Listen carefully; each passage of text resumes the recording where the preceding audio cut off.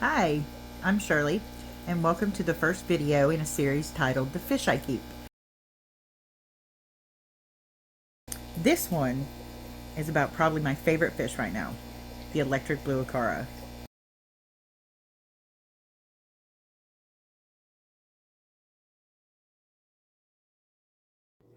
The Electric Blue Acara's origins is a subject widely debated in the hobby.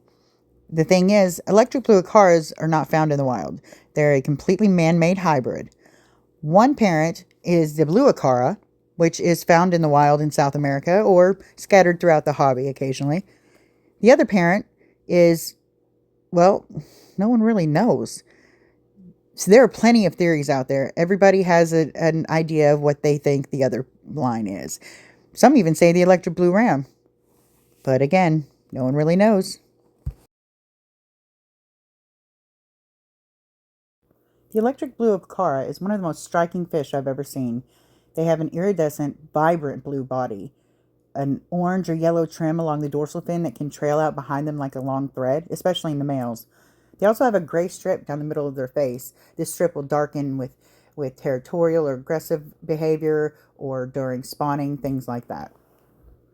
Now, the electric blue acara can get pretty large. They go anywhere from 5 to 8 inches, which is 13 to 21 centimeters.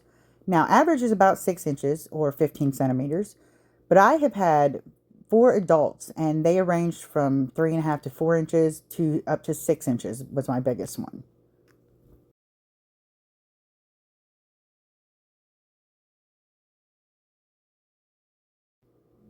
Electric blue cars are considered semi-aggressive in the hobby. I found they're mostly peaceful, but they do have their territorial and aggressive moments. One thing I've learned about them is they are very curious and they're very smart. They learn quickly. They do not get easily frightened. You put a fish in there, a new one, and they will follow it around and basically harass it until they figured out what it is and what's going on. Then they'll be on to the next thing. This, of course, is pretty distressing for the fish, but if they can just hold out for a little while, they'll be okay. Electric blue acaras are definitely big water puppies. They love to interact and play, and as I already stated, they're very curious. They can recognize the person who feeds them, their owner, and they will meet you at the top of the tank for food or even sometimes let you pet them. I had an electric blue acara named Sid Vicious, and he would swim into my hand to eat, and he loved to follow my finger along the glass. He was just really adorable. They are the epitome of water puppy. In my opinion, and from my experience, the term semi-aggressive stems from the fact that while they're spawning, they can get seriously territorial and somewhat aggressive.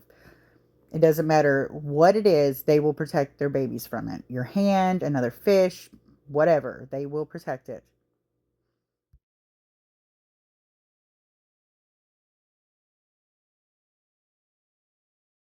Care requirements for the electric blue acara are pretty straightforward.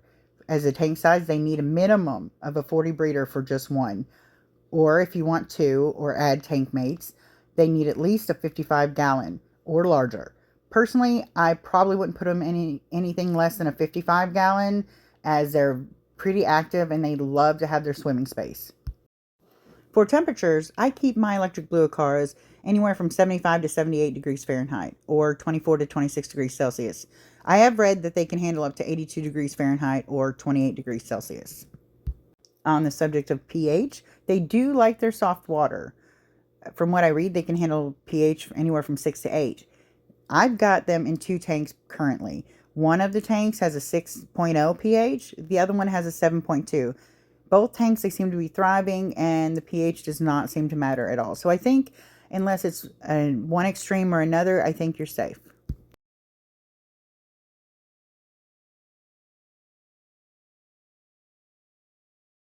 Sexing the electric blue acara is notoriously difficult. There is not much sexual dimorphism, which is the difference between sexes.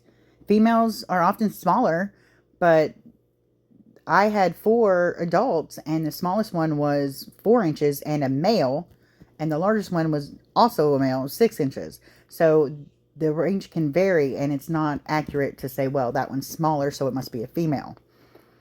They also have a trailer on their dorsal fin, the yellow and orange trailer. It's very, very long in males. However, some dominant females can display this as well. So again, not a very reliable method of sexing an Acara.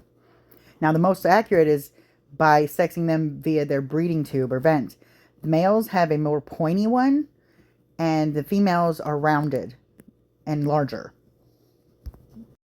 Once you've got a breeding pair, things will happen naturally. They will pair off and they will begin to clean areas. They like flat rocks or flat leaves, things like that. They'll clean them off and pull them around, make things to their liking, basically rearrange the furniture. Sometimes, if they don't feel it's safe enough, they'll even dig little caves underneath the rocks and stuff. Now that they've got everything cleaned up and arranged to their liking, the female will begin to pass over the rock or leaf or whatever, back and forth, laying their eggs. Behind her will come the male, and he will do the same thing, fertilizing. Once the eggs are fertilized, in 2 to 3 days, the fry will hatch into what they call wrigglers, which means they won't go anywhere. They'll be there unless their parents move them. Now, the mom and dad will ferociously guard their fry. They're great parents once they've learned. Sometimes it takes them a little while to learn, but they will learn, and they are great parents. The fry will stay at the wiggler stage for about a week. After about a week, they become free swimmers, and they should be able to run around the tank like they own the place. The spawning information is something that I have read and watched plenty of videos on. I just do want to let you guys know that it is not something I have experience with. I got really lucky. I got my group of 4 to 6 juveniles. I got 4, and they all turned out to be boys. So, yeah, this is not something I have experience with as of yet.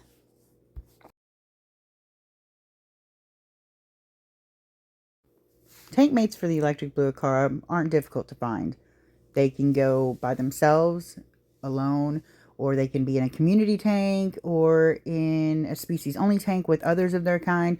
They're really versatile, and they can go with just about anything as long as it's not small enough to fit in their mouth, because they will eat smaller fish.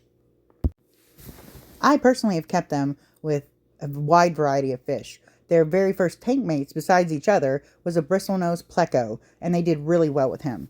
I've also kept him with clown plecos, angelfish, geophagus, several types of corydoras, loaches, and glass catfish.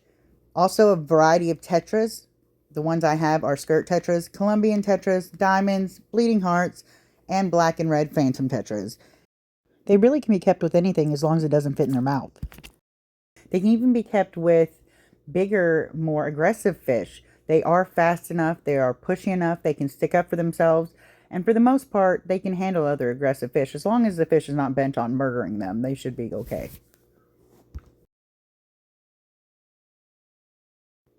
I wanted to finish this video with a bang, so I decided to be nice and make you guys a pros and cons list.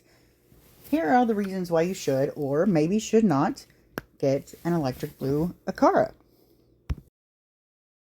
Here are the reasons why I think an Electric Blue Acara would make a good first cichlid. Number 1, looks and personality. You've seen these guys. They are gorgeous. Number 2, these guys are serious water puppies. They love interaction. They're so fun to play with. Number 3, because of their looks and their wonderful personality, they make the perfect centerpiece fish. You won't regret it. Number 4, versatility. These guys are so versatile that not only can they handle a wide variety of tank parameters, such as pH and temperature, but they can also be put with just about anything as long as it doesn't fit in their mouth. Number 5, these guys are really easy to feed. Unlike some fish in the hobby, they don't require live or frozen foods. Now, they are good and they do enjoy them. So if you have the opportunity, you should feed it to them sometimes. But as long as their diet is well balanced and contains all their nutrients that they need, you can feed them just about anything. Number 6, these guys are easy to breed. All you have to do is put them together, let nature take its course. As long as you've got a male and a female, they're going to pair up. And they're quite prolific too. So if you're not careful, you may end up with more than you bargained for. Now that we've gone over the pros, let's see what the cons are. Con number 1, these guys are very cheeky. Like stated before, they're overly curious, and they may harass your fish too much because they're curious about them. Number 2, these guys may dig up your substrate, especially when spawning. They really like to play with the sand and move things around, and in their cleaning, they may just do some damage, which is why you will not need to have a dirty tank with these guys, because they will get through that sand and they will definitely get that dirt in the water column. Number 3, they may uproot your plants, especially, again, during spawning. They do like to play with the plants, I will tell you that, because Sid Vicious, my guy, he would very often pull plants out of the substrate, pull the epiphyte plants off of decor, drag them around, and just play with them. I'm serious, he would do it. So even when they're not spawning, they could uproot your plants and give you a hard time with that. But particularly during spawning, they like to clean the plants, move things around, so your plants may end up floating. Number 4, they could become aggressive or territorial when spawning. Even without spawning, some of them just have an aggressive personality. Now, they're not as aggressive as, say, an Oscar or some African cichlids, but you still might find the one rare one that can't really poop with anybody, which to me is the biggest thing of all.